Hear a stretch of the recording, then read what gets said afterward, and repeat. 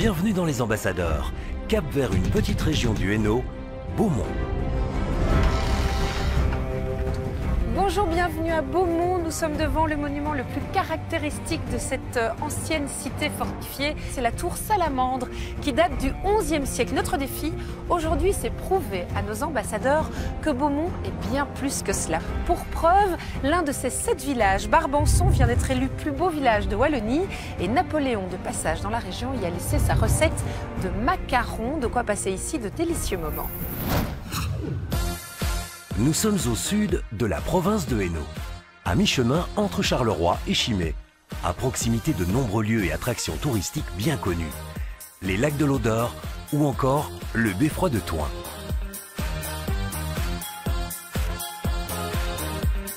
Beaumont compte un peu plus de 7000 habitants et quelques 78% de surface agricole. Les paysages et les villages de la commune y sont particulièrement verdoyants et champêtres. Calme garanti. Ce qui n'a pas toujours été le cas, car bien des armées sont passées par là. De grands personnages aussi. Charles Quint en personne rendit visite à ses amis Philippe et Charles de Croÿ, seigneurs de Beaumont, à la moitié du XVIe. Un événement reconstitué tous les 5 ans par plusieurs centaines d'habitants. Une rivière traverse la ville, la Hante. On y pêche toutes sortes de poissons, mais aussi des écrevisses. Philippe Soreille ne pouvait manquer l'occasion d'en attraper quelques-unes. À Leuny, nous découvrirons une ancienne carrière de marbre rouge. À Barbançon, c'est un lac et les vestiges du château qui attirent les regards. Guy Lemaire tentera d'en faire le tour. Ce qui est sûr, c'est que Beaumont n'a pas peur du risque. Ici, on tire à l'arbalète, une arbalète médiévale. Nous ne pouvions manquer l'occasion de tester ça. Une expérience inédite. Maintenant que vous connaissez notre destination, il me reste à vous présenter nos ambassadrices. Elles se connaissent depuis les maternelles, 20 ans d'amitié et pas mal de points communs, dont celui d'habiter Châtelet, près de Charleroi. Et on m'a dit qu'elles avaient pas mal d'humour. Christelle et Alison aiment rire et s'amuser. Alors, mesdemoiselles, si vous étiez un monument? Moi, je t'engloberais plus dans un site, je te dirais Versailles. Oui, oui, c'est obligé. C'est ma deuxième maison, c'est obligé. Pas de carbo, pas de boulot. Ouais. Toi, c'est plutôt le foie gras. Ouais, bien vu. Toi, ce serait le cocker. Et toi, ce serait le thé. Lève-toi, Julie Pietri. Lève-toi, Julie Pietri. Toutes les deux. On est fan des années 80. Lève-toi et danse avec la vie. L'écho de ta voix est venu jusqu'à moi.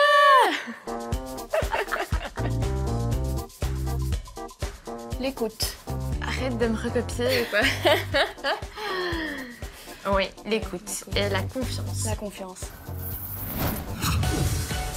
Vous l'aurez compris, elles croquent la vie à pleines dents. Et s'il fallait encore une preuve de leur joie de vivre,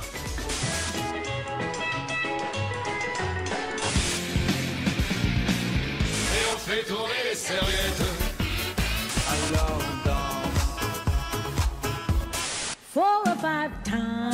il fait un temps à se prélasser. Mais cela ne va pas durer, car le moment est venu pour notre duo de découvrir Beaumont. Bonjour.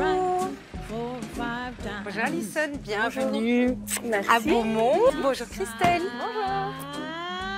Vous avez fait bonne route? Oui, c'était. Super. Bon, Super. En même temps, vous n'êtes pas très loin. Le trajet n'est pas trop long.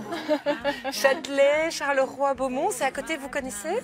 De nom. On connaît Vous ça êtes jamais venus? Non. De passage, on va dire. Oui. Donc c'est la première fois que vous venez à Beaumont et vous habitez juste à côté. Comme quoi, ça vaut la peine de venir aux ambassadeurs pour découvrir des jolis coins de Belgique juste à côté de chez soi.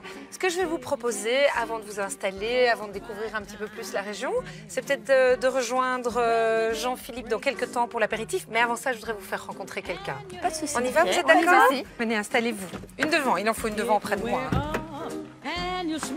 Pendant que les filles s'en vont en quête de délices, c'est un festival de belles grappes colorées qui s'étale sous nos yeux.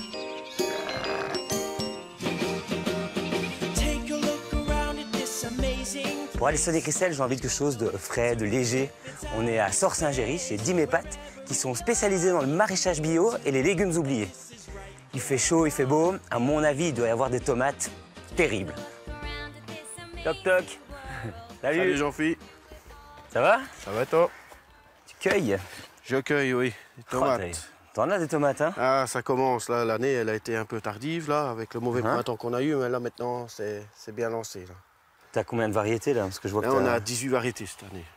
Seulement? On change un peu tous les ans. Et puis, on met toujours à peu près la même quantité, mais on essaye d'autres variétés tous les ans. Dimépat ne travaille que des variétés anciennes de tomates, telles la calabache, la cœur de bœuf ou encore les green grass. Et quoi, tu travailles comment? C'est en... Nous, ici, on travaille en bio, hein. en bio. Avec même, on évite, c'est très rare qu'on mette même les produits qui sont permis en bio, même ceux-là, c'est très rare qu'on les mette. D'accord. Ce qu'on fait, c'est pas beaucoup arroser. Ça fait peut-être un peu moins de rendement, mais ça donne beaucoup plus de goût. Ici, il y a 15 jours qu'elles n'ont plus été arrosées. La tomate, plus moins t'arroses et plus elle va chercher. C'est un peu comme le raisin. Hein. D'accord. La vigne, si elle va bien loin, elle donne un bon vin. Mais la tomate, c'est le même. Le but aussi, c'est de travailler en traction animale. Là, on ne travaille pas beaucoup avec le cheval parce que... pour passer entre les tomates, c'est un peu compliqué. Oui, entre les tomates, c'est compliqué, mais petit à petit, on aimerait bien lancer vraiment le cheval. Travailler principalement avec. Eh ben voilà. Là, il y a de quoi faire maintenant. Merci beaucoup. Voilà. De rien. Et c'est un plaisir quand on voit des gens qui apprécient les bons produits. Ça fait plaisir. Il est temps de rejoindre Armel. Non loin de là, à Solre-Saint-Géry, la nature se pare de ses plus beaux atours et de ses tons les plus chatoyants, se préparant sans doute à séduire nos ambassadrices. Dans cette ancienne gare, située le long du Ravel, le train des saveurs n'est jamais en retard.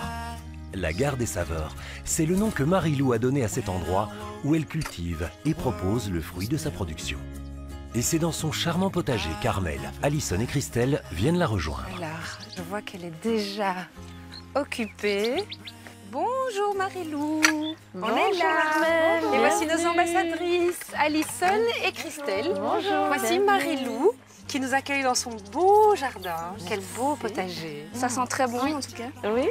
On se demandait un peu ce que vous cultiviez ici. Oui, il y a en effet des aromatiques, donc ils sentent bon, les fleurs aussi certaines, et puis alors les légumes pour nous manger, et pour que ça soit beau dans l'assiette et dans le jardin. Et dans l'estomac. C'est bon, alors. Donc on a vu en venant, il y avait un wagon. Oui. Donc du coup, c'est parce que c'est en relation avec... Tout à fait, oui. gare, On l'a fait revenir par camion parce qu'il n'y avait plus de rail pour le ramener ici. Donc c'était une aventure. Et alors là, maintenant, on voudrait le transformer pour faire des chambres. Ah, génial. Et alors vous produisez, parce qu'on l'a dit, bon, vous cultivez ici, c'est votre jardin Ça, c'est pour nous, oui. privatif, mais vous produisez, vous êtes producteur. On est producteur de jus de pomme. Et puis, il y a un autre produit aussi, c'est un pétillant de fleurs de sureau. Ça, c'est un apéro léger, une fermentation naturelle. Et donc, voilà. Ça, je me régale. Vous connaissez le sureau de nom, mais on n'a jamais réellement goûté. Ah ben, je vais vous C'est faire l'occasion. goûter. On vous suit, Marie-Lou? Oui. Super. Et c'est ici que ça se passe. Entrée. Ah, on reconnaît bien l'architecture de l'ancienne gare. Hein. Et il y a même des restes, je vois. Il y a un képi. Oui. Et ça, c'est le fameux jus de pomme, alors. Voilà, c'est notre production, donc le jus de pomme. Et alors, on a aussi un pétillant de fleurs de sureau. Je vois que vous avez d'autres produits ici. Qu'est-ce que c'est exactement? Les dérivés du jus de pomme, donc le sirop. Et alors, il y a aussi de la gelée. Comme la base, c'est le jus de pomme. Et il y a plusieurs... il y a de la groseille, il y a du cassis, de la rhubarbe. Il y a du vinaigre aussi. Et il y a aussi du vinaigre, oui, c'est juste. Oui. Et vous faites tout ici sur site? Oui, on fait tout ici. Oui, oui. Ça fait tout par notre petite main. Parce que je ne suis pas toute seule dans l'affaire, il y a aussi mon compagnon. En effet, Marie-Lou n'est pas seule à sublimer ses pommes. Elle effectue la cueillette dans le verger tout proche et le pressage du jus avec Philippe, son compagnon. Et pour compléter l'apéro, Jean-Phi arrive les bras chargés de tomates, mais il n'est pas seul. Bonjour. Oh, voilà Jean-Phi. En bonne compagnie. Bonjour messieurs. Bien. Alors, regardez, moi je suis avec Alison et Christelle. Si vous êtes d'accord, Marie-Lou, on se met à table. Oui, bien sûr, ce sera plus facile. Alors. Hop. Voilà. Voilà. Alors, il faut que tu nous dises qui est Étienne. Alors Étienne, c'est un producteur de lait et de beurre surtout. Et puis il a une passion en plus. Il fait du fromage. Voilà, ben oui, nous habitons à Stré, le petit village ici à côté de Beaumont. Et depuis 4 générations, nous sommes fermiers sur notre ferme. Bravo. Et nous avons une vocation depuis 4 générations, c'est la fabrication du beurre. Ça va te plaire, ça. Et depuis quelques années, eh bien, on s'est lancé dans la fabrication d'un fromage artisanal au lait de vache qui s'appelle le Salois, puisque nous habitons la ferme de la Salle, donc il fallait trouver un nom qui s'y rapportait. Et nous en fabriquons nature et aux orties. Nature, ça a le bon goût de fromage, il est onctueux, il est moelleux. Et aux orties, le goût de l'ortie, de l'ail et du persil. Oui. Se marie très bien avec le On sent bien l'ail, mais c'est pas trop. Hein. Non, il y a c'est un pas petit trop. goût d'ail léger là derrière. La fabrication est fort artisanale, donc on ne cherche pas à faire des quantités industrielles. On reste toujours dans la qualité, fait main, avec du bon lait produit par nos vaches qui pèsent dans les prairies. Et voilà. On ne saurait pas quoi. Quelle bonne idée. Eh ben, Appréciez-le, appréciez-le. Ça se Super bon. On a toute la nature en bouche. Qu'est-ce qu'on C'est un boit bon, ici, alors, merci Marie-Lou? Étienne. Là, pour la majorité, c'est le pétillant de fleur de sureau. Est-ce que ça vous plaît? Christelle l'a Super bu. bon. Oui. Oui, oui. En fait, on sent pas trop que c'est alcoolisé, donc c'est plutôt chouette à boire.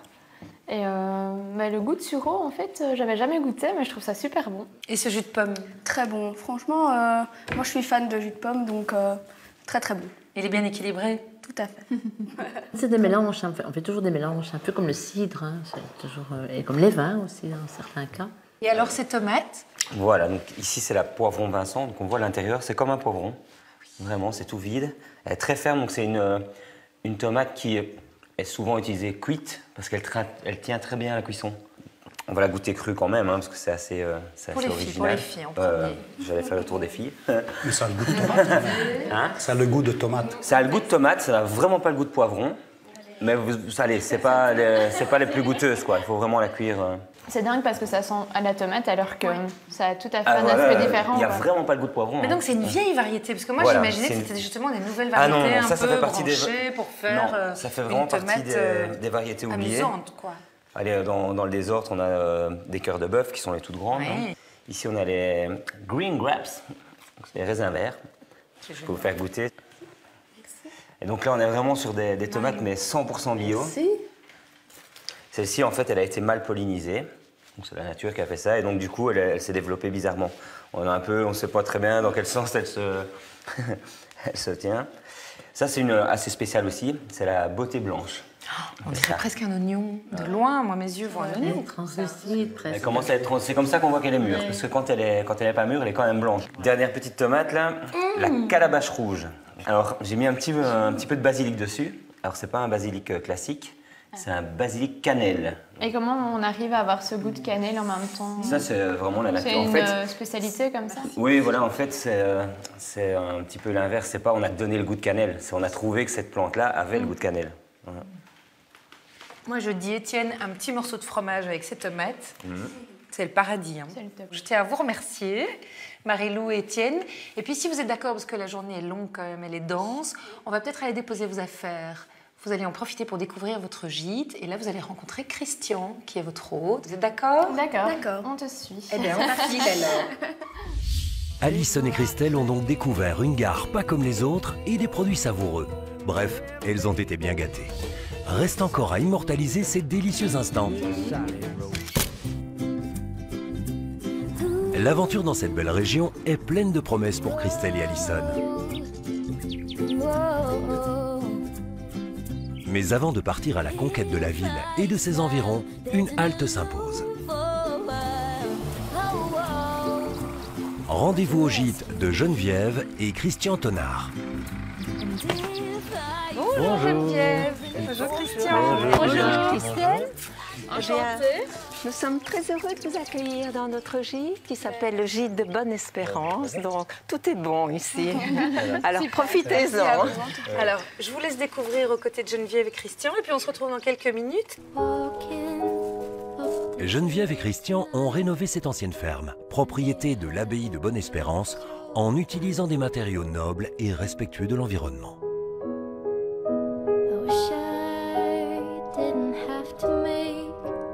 Le gîte 3 épis offre tout le confort moderne.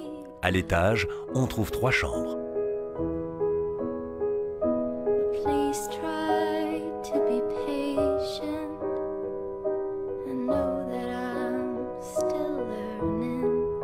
nos deux ambassadrices, à l'humour déjanté, vont profiter d'une pause bien méritée. Anciens pharmaciens, Geneviève et Christian ont accordé une importance particulière à la beauté des fleurs et des plantes, mais aussi à leurs vertus médicinales. Le jardin est également un espace de détente que notre duo de charme prend plaisir à découvrir.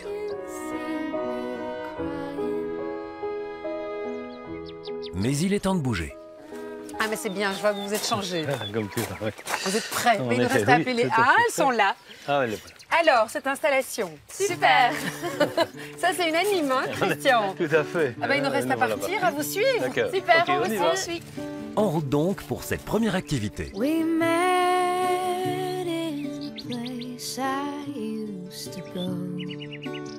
Christian, le propriétaire du gîte, connaît bien les environs et va pouvoir éclairer notre duo.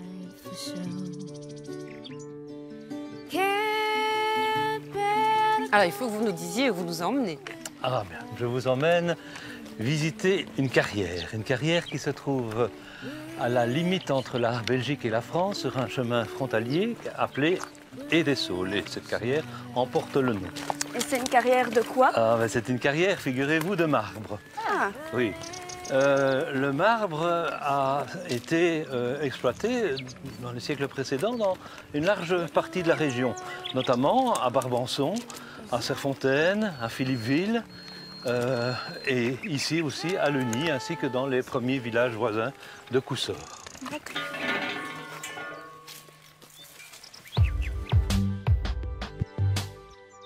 Alors ça, c'est ce qu'on peut voir de la carrière, mais la carrière était où? Eh bien, la carrière ici, et justement, elle est un pied en Belgique, un pied en France.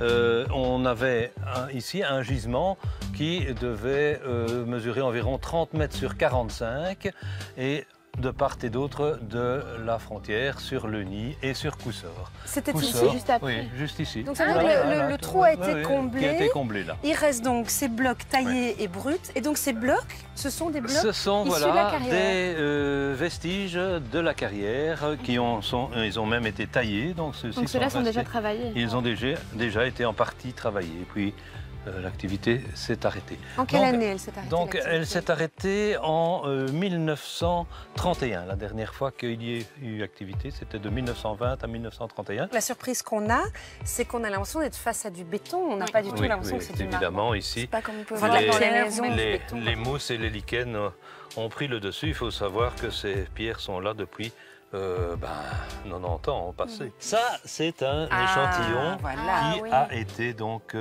taillé et poli. C'est un peu le marbre qu'on retrouve à Versailles, non? C'est ça, oui, effectivement. Et je n'ai pas mentionné un gisement important qui se trouvait pas loin d'ici, à Reims. Et ce marbre de Reims a servi notamment et de façon importante à décorer le château de Versailles. Et cet outil servait à quoi? Ah bien, c'est un des derniers outils qui a servi à l'extraction du marbre ici. On l'appelle donc fil hélicoïdal. Ça pourrait se comparer à un fil à trancher le beurre. Il était donc fait d'un filin qui descendait mécaniquement dans les tranches de marbre à découper. Voilà, c'est comme ça. On va vous laisser ici au cœur de cet endroit que vous adorez, parce qu'on a encore un petit peu de chemin. C'est une des particularités de Beaumont qui compte 7 villages dans son entité. Et on a rendez-vous dans un village qui vient d'être élu plus beau village, un des plus beaux villages de Wallonie. C'est à Barbançon.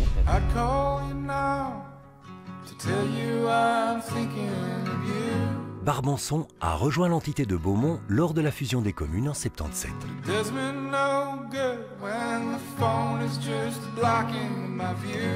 Agricole et rural, le village compte près de 900 habitants. Barbançon, petit village aux maisons coquettes et pleine de charme, où nous attend Guy le maire. Je crois que c'est là. Regardez. Ah, voilà. Là. Bonjour Guy. Mais vous avez l'air de bonne humeur. Dans ce joli village qui nous accueille. Enchantée. Voici donc Christelle et Alison. que je vous confie, cher Guy. Avec plaisir.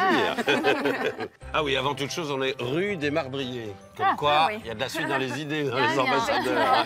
Mais moi, je voulais attirer votre attention sur cette église. C'est costaud quand même, hein, pour un village qui a moins de 1000 habitants. Elle est là depuis 1589, pas tout à fait dans cette forme-là. Et c'est un peu grâce à elle que Barbançon doit d'être un des plus beaux villages de Wallonie. Car vous savez que vous êtes dans un des 28, si je ne me trompe pas, plus beaux villages de Wallonie. Et il y avait une candidature d'un autre village de l'entité qui était Ranly, qui aurait pu y prétendre. Alors il faut non seulement un monument classé, l'église depuis plus de 60 ans, il faut une infrastructure d'accueil, ce qu'il n'y avait pas à Ranly, il faut de jolis bâtiments et de l'animation. Et ici, on est bien tombé. Oui, oui, c'est faire la fête.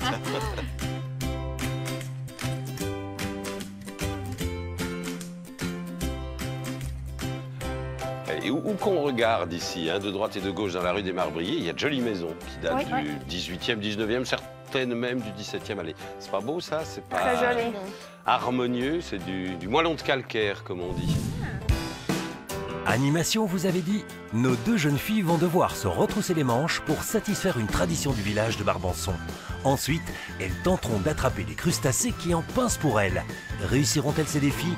Nous le saurons dans un instant.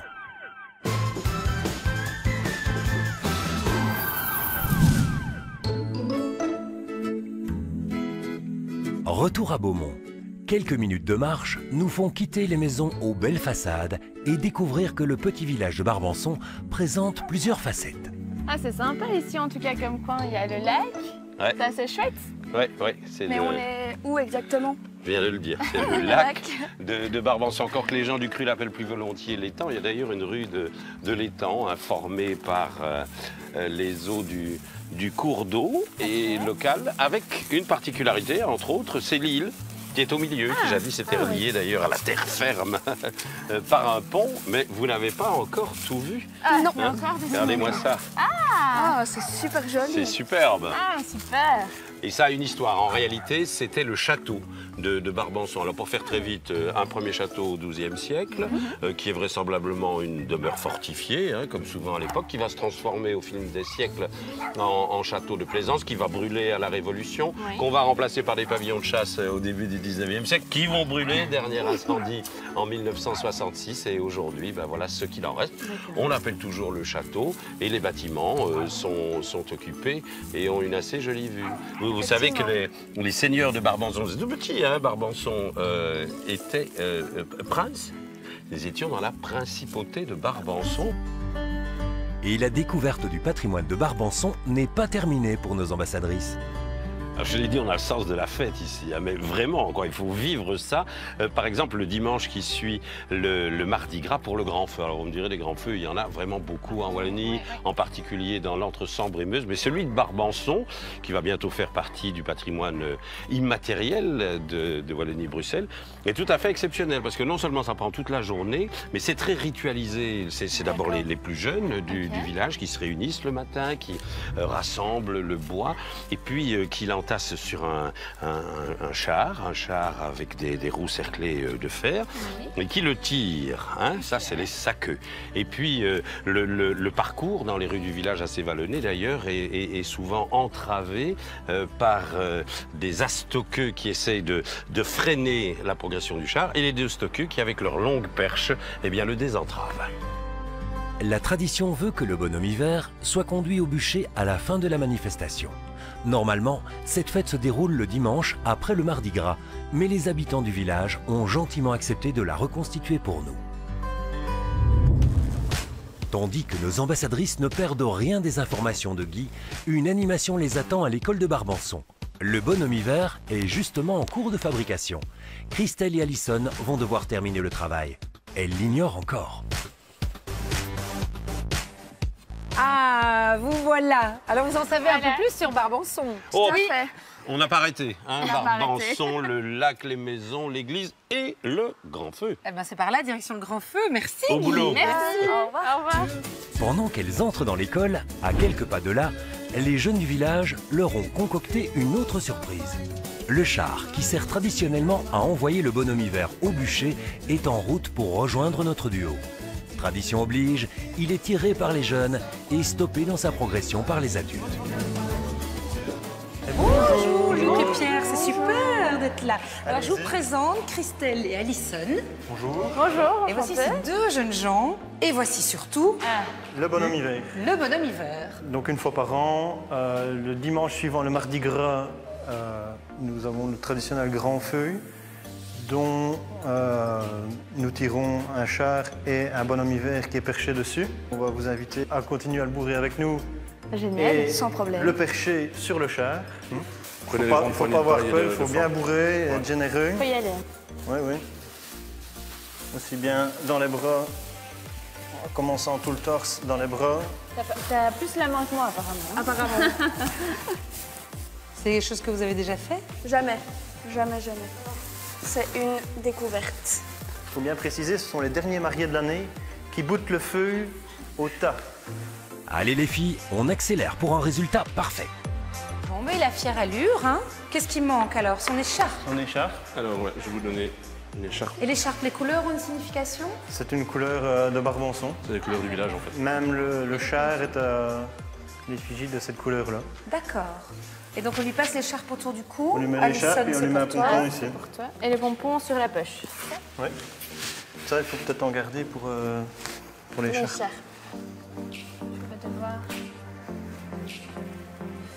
Et qu'est-ce qu'on fait habituellement, lui, nous, l'écharpe? Pourquoi? Pour qu'il ne prenne pas froid. Oui. Ouais, voilà, c'est un peu décoratif. C'est la tradition campagnarde. Voilà. Alors, donc un petit cadeau. Oh, merci. C'est très gentil. Super. On la mettra cet hiver pour revenir par ici. Voilà. Et pendant ce temps-là, le village s'est rassemblé pour les encourager. Waouh! Génial.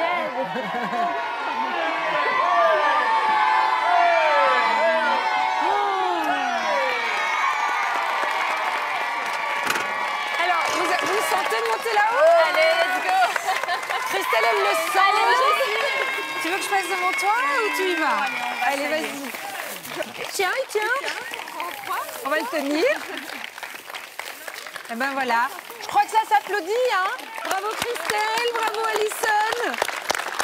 Ah ouais, l'activité bourrage, j'ai bien aimé parce que je connaissais pas trop comment ça se passait et puis j'ai découvert que c'était plus sportif qu'on pouvait l'imaginer.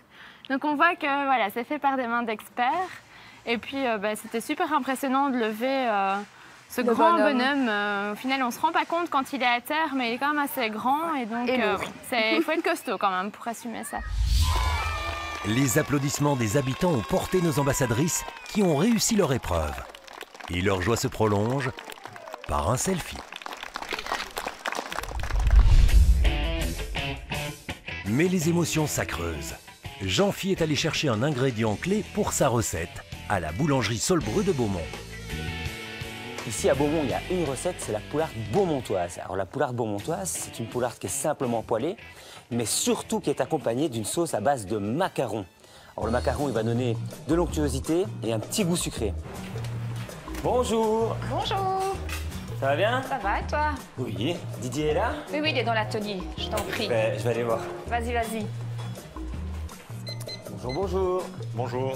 Ça va, Didier? Ça va bien. Et toi? Très bien. On en fait depuis 1842, les macarons. Ah oui, seulement? Oui, seulement. Ça fait 6 générations, de père en fils. D'accord. Et les macarons, c'est biscuit amande, sucre et blanc d'œuf. Donc, c'est les ingrédients de base. Il n'y a pas de coco, il n'y a rien. Voilà, la différence avec les macarons parisiens.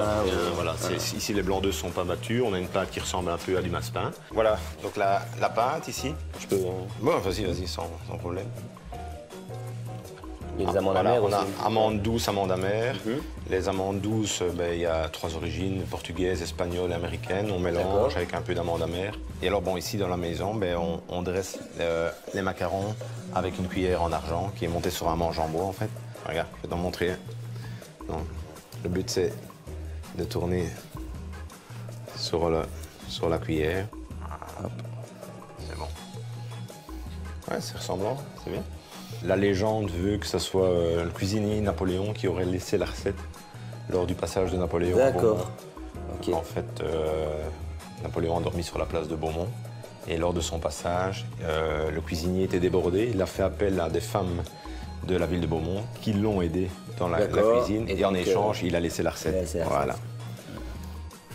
On pousse l'artisanat jusqu'aux boîtes. On fait, c'est des boîtes qu'on fait ici à la maison. Ah oui, carrément. Ouais, donc on achète sont belles, hein. le hêtre tranché en 1 mm et on l'assemble, on le mouille et on l'assemble sur matrice. Ouais, ouais. Voilà le résultat. Ah, ils sont beaux. Je peux t'en faire peut-être une petite boîte pour toi, pour ta Ouais, parce que bon, je vais pas faire tous tes macarons, je vais te laisser un peu de travail quand même. C'est bien gentil. Merci beaucoup. Merci bien. Et bon boulot, hein. Il y a encore 8 plaques à faire, Ouais, dépêche-toi. Je continue. Merci, hein. Au revoir. Avant de retrouver Jean-Phi dans sa cuisine, nos ambassadrices vont se plonger dans la biodiversité de Beaumont et s'adonner à une activité plutôt sympathique.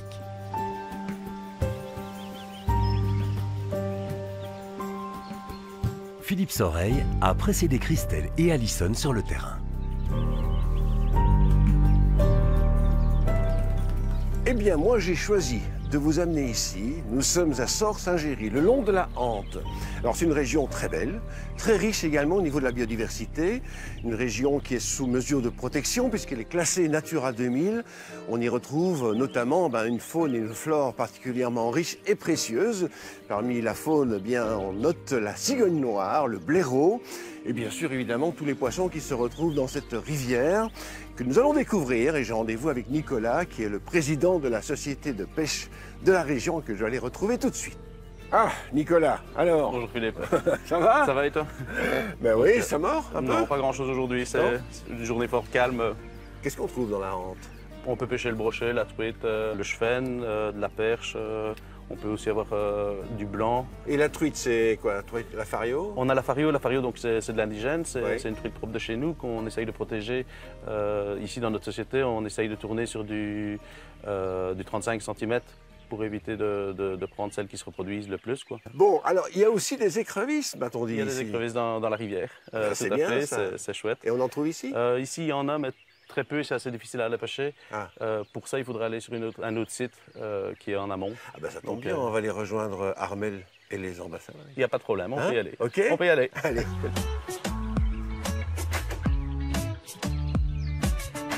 Il existe 2 façons de pêcher l'écrevisse, à la ligne ou avec une balance. C'est finalement au moyen d'une balance et d'un permis de pêche catégorie B que les filles vont tenter d'en attraper.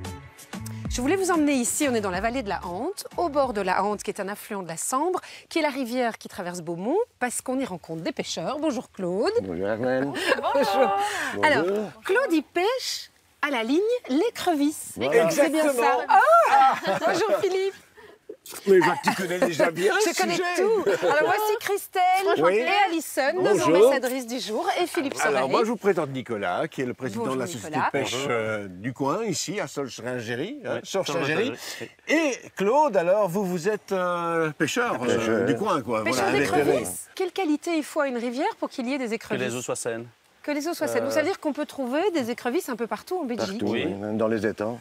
Et il y en a beaucoup ici dans cette rivière? Bon. Donc c'est vraiment un coin où on peut venir pêcher Oui, sous certaines conditions, bien entendu, parce qu'en fait, vous devez être détenteur d'un permis d'État. Mais je l'avais prévu, hein. Donc j'ai le permis pour tout le monde. Donc on va pouvoir pêcher. Un nom et tout. Oui, Alison, Merci. s'il te plaît. Ça sent la pêche, à l'écrevisse. Voilà.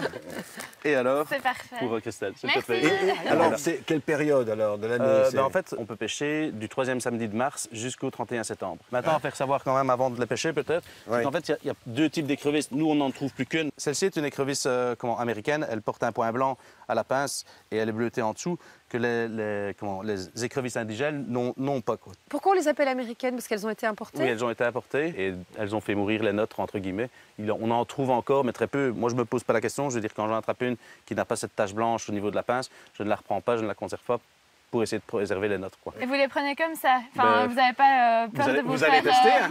Ah, on va tester, Donc, super. il y a une ficelle ici, tu peux la relever. Ah, c'est lourd quand même. Les écrevisses aussi, c'est Essaye lourd. de le mettre à côté du bâton.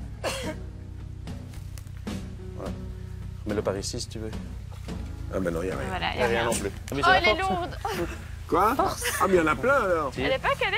Peut-être, ça arrive. Il y en avait une dedans. Ah ben voilà. Et elle est partie?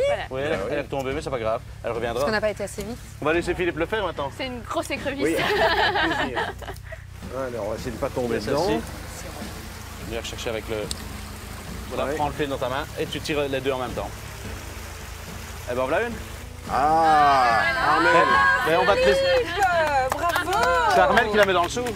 Ça ne vous dégoûte pas trop Non, je ne suis pas dégoûtée, j'ai juste un peu... Ah, oui. Attends, comme Christelle. Attends.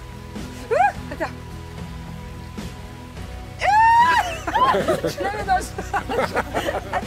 Attends.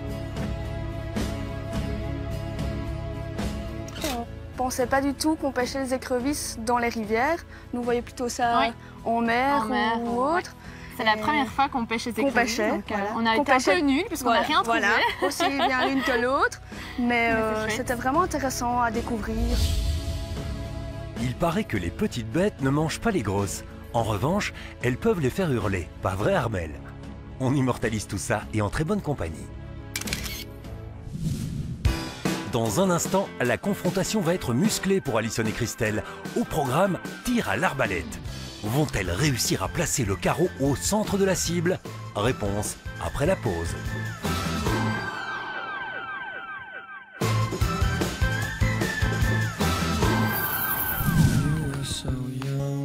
Au gîte, l'heure est au repas.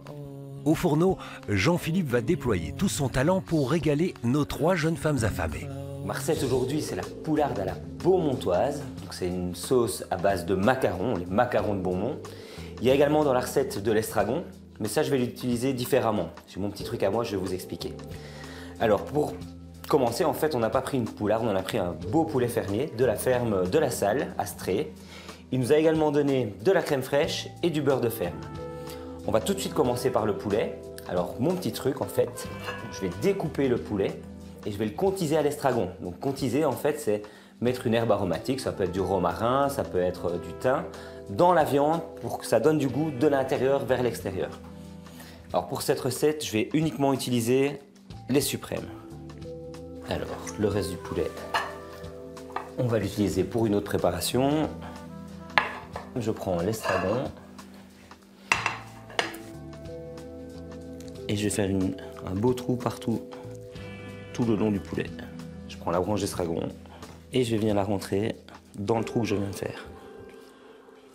Je vais en placer également un peu en dessous de la peau. Alors je vais tout de suite les assaisonner, comme ça va faire une petite croûte aromatique. Sel, poivre simplement. Je fais chauffer ma poêle, on lance la cuisson des filets de poulet. Je commence côté peau, pour bien faire croustiller la peau, il faut que ce soit craquant. Voilà. Donc je fais d'abord un peu à feu vif, et après je vais diminuer et faire à feu doux pour que le poulet cuise jusqu'à cœur. Et maintenant je laisse cuire tranquillement, vraiment un feu très doux. On va laisser cuire. Pendant ce temps, on va commencer à préparer la sauce. J'ajoute les oignons. On laisse colorer tout doucement les oignons. Maintenant que les oignons sont bien colorés, je vais déglacer avec du vin de Beaumont. Et oui, il y a un vignoble à Beaumont. C'est le domaine de la Mazelle. Je vous laisse découvrir ce magnifique domaine. Si le vignoble de la Mazelle couvre 1 hectare à peine, il fédère bien des énergies, et en particulier celle de nombreux bénévoles attirés par le travail de la vigne. Les bénéfices dégagés sont reversés à des projets humanitaires et sociaux. Il y a 10 ans, on a eu l'occasion de trouver une propriété qui cherchait maître, et nous étions des maîtres cherchant propriété. On est arrivé ici, on a vu, on a été très séduits. Quand nous sommes arrivés en 2006, le vignoble était déjà planté depuis l'année 2001. Nous n'étions pas vignerons pour un sou, aucun d'entre nous. Et donc c'était un fameux défi à éventuellement relever, je dis éventuellement, parce que nous avons longuement pesé le pour et le contre. Le vignoble ici est constitué de 2 cépages actuellement, le pinot noir, 2 tiers du vignoble, et l'auxerrois, qui est un cépage du nord, pour le dernier tiers. Notre auxerrois est un vin qui est assez clair. Il y a ces arômes agrumes qui sont fort présents, qui avec le temps prennent plus des arômes floraux, de fleurs blanches. Notre auxerrois est un vin qui a une pointe d'acidité, c'est voulu et ça lui va très très bien en tant que cépages des pays du Nord. Nous travaillons ici en agriculture raisonnée, pas en bio pur, mais en agriculture raisonnée, c'est-à-dire que nous réfléchissons, nous raisonnons les traitements de manière à espacer le plus possible les passages avec des molécules pour enrayer les maladies, en mettant les doses pas trop élevées. Donc c'est vraiment toute une approche soft, douce, mais nous passons avec des produits parce que nous n'y arrivons pas autrement.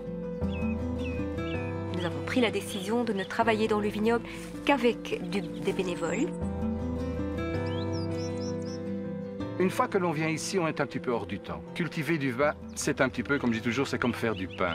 Hein, avoir du blé et en faire du pain, c'est un petit peu, on va dire biblique, si vous voulez, voyez ce que je veux dire. C'est une activité assez noble.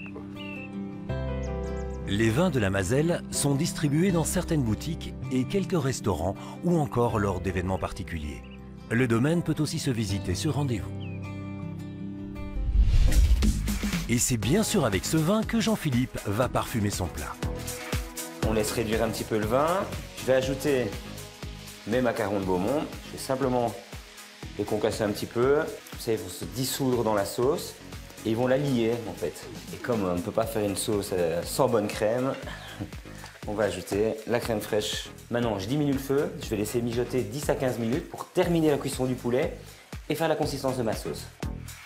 Et à présent que c'est prêt, il ne reste plus qu'à dresser l'assiette. Ces dames vont-elles apprécier?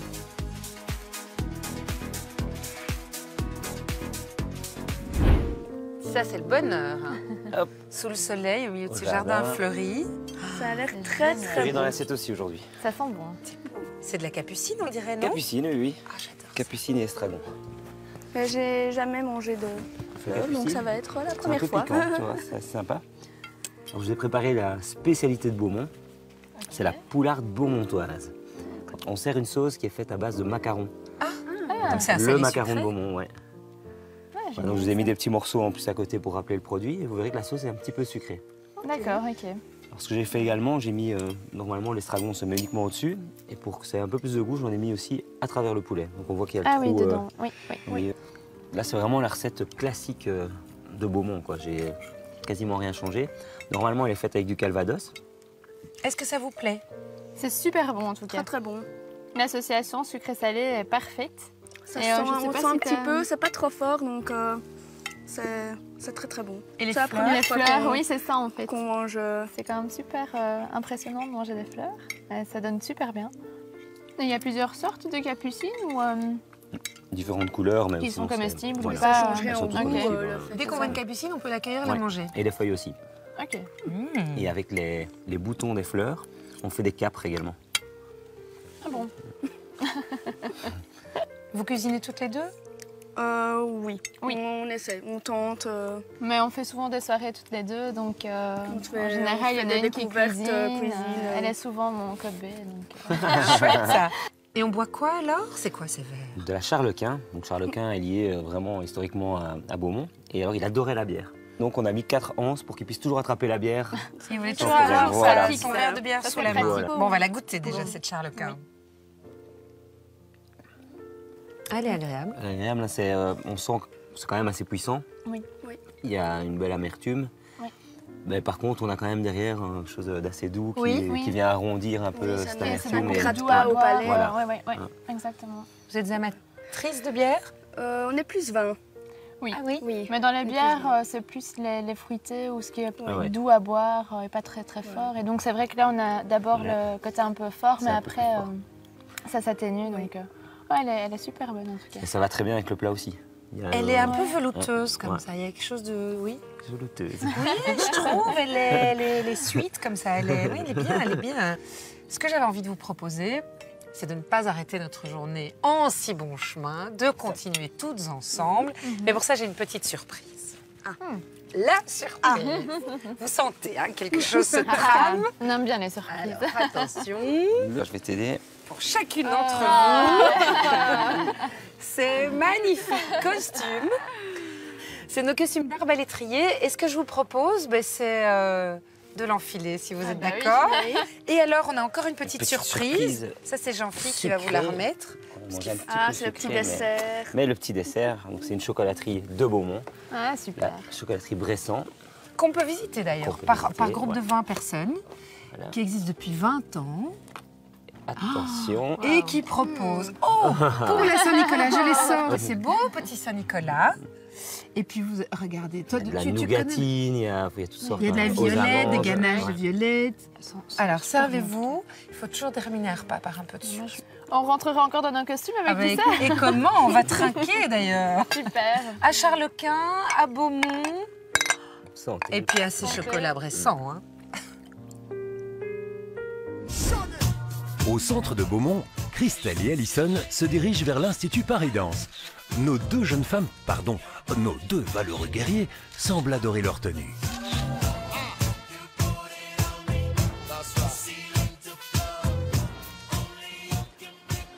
Mais vous êtes super belles. Ces costumes vous vont très très bien. Merci. Moi j'ai dit que vous étiez belle, mais j'aurais pu dire que vous étiez beau, parce qu'à l'époque, au Moyen-Âge, les femmes ne tiraient pas à l'arbalète. C'était réservé aux hommes. Donc ce sont des costumes d'hommes que vous portez. Alors, la surprise, elle est juste après le porche. Okay. On y va? Vous me suivez? Va. Vous savez un peu ce qu'on va faire? Vous imaginez, hein? On imagine un petit peu. Dans le parc de l'école, qui était jadis l'emplacement du château des Seigneurs de Beaumont, l'ambiance médiévale bat son plein. Mais le comité d'accueil n'a pas l'air commode. Je pense que... Ouais. On avait la surprise se dessine. Ça y est. Ouh là là là là là là. Ça monte en puissance. Voilà, ça y est maintenant. C'est impressionnant. Oh là! Quel drôle d'équipage! Vous êtes venu vous esbaudir au sein de la confrérie des arbalétriers de Beaumont, confrérie de Saint-Georges. Exactement. Bienvenue à vous, Jouvencel. Merci. Vous savez que nous utilisons des armes très dangereuses, qu'elles peuvent percer n'importe quelle carapace, n'importe quelle cuirasse. Vous êtes au courant de cela? Eh bien, mignonne, je vous invite à aller voir si les roses qui étaient fraîches et closes se trouveront au centre de nos cibles. Et je vais vous remettre dans les mains de mes armuriers. Ils vont vous initier à la chose. Sachez que ces hommes sont capables d'oxyre un croquant en 2 temps, 3 mouvements. Faites attention. Ce sont des guerriers. Ne les rudoyez point, mesdames. Je vous conseillerais plutôt d'utiliser vos charmes. Ah, d'accord. Ça va. Si vous voulez bien nous accompagner. Dans ce cas, avec plaisir. Alors, messieurs, il faut dire que vous nous avez accueillis de façon très solennelle. Mais j'aimerais, Jérôme, que vous vous présentiez auprès de nos ambassadrices. Eh bien, je suis accompagné de mes camarades armuriers et maîtres d'armes. Et puis moi, je suis le grand connétable de la confrérie des arbalétriers de Saint-Georges. Confrérie, bien sûr, d'armes, de tir, qui a été créée en 1348. 1348. Quand même. Oui. Et à l'époque, elle a été créée? Alors, pour défendre les remparts. En fait, les arbalétriers étaient placés sur les remparts de la ville et devaient donc tirer sur les assaillants éventuels. Et c'était à l'époque les bourgeois de la ville qui faisaient partie de la compagnie des arbalétriers. Il y avait des archers aussi, mais ça c'était une autre catégorie de personnes, c'était les artisans en fait qui étaient les archers. On va appeler Monsieur Leschanson et son assistant pour nous apporter les arbalètes. Voilà les bêtes. Ah, bon. Bon ben, voilà. Allez, bonne chance, merci d'être venu. Un défi va donc se jouer entre Alison et Christelle. Qui de nos deux ambassadrices fera mouche? Les arbalètes sont lourdes. Allez, premier tir. Impressionnant. Pour Alison, le stress s'installe.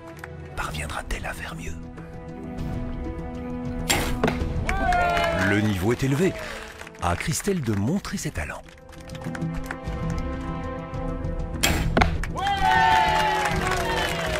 Dernier tir pour Alison. Verdict.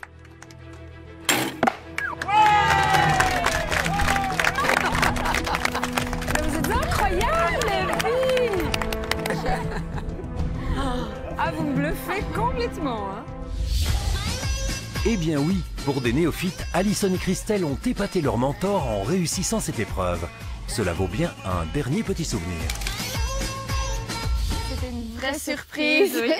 Ben, on s'était un peu douté de par notre accoutrement du déguisement, mais on ne pensait pas qu'on allait réellement tirer à l'arbalète. C'est avec Elisa dans les bras, dont les grands-parents sont arbalétriers. Elisa qui est une ravissante Charlotte. Et sur les notes du chant de Beaumont, que je propose de regarder en image un petit récapitulatif des choses à faire à Beaumont et dans les environs. Notre duo a découvert Le Nid et son ancienne production de marbre, puis Barbançon, l'un des nouveaux plus beaux villages de Wallonie.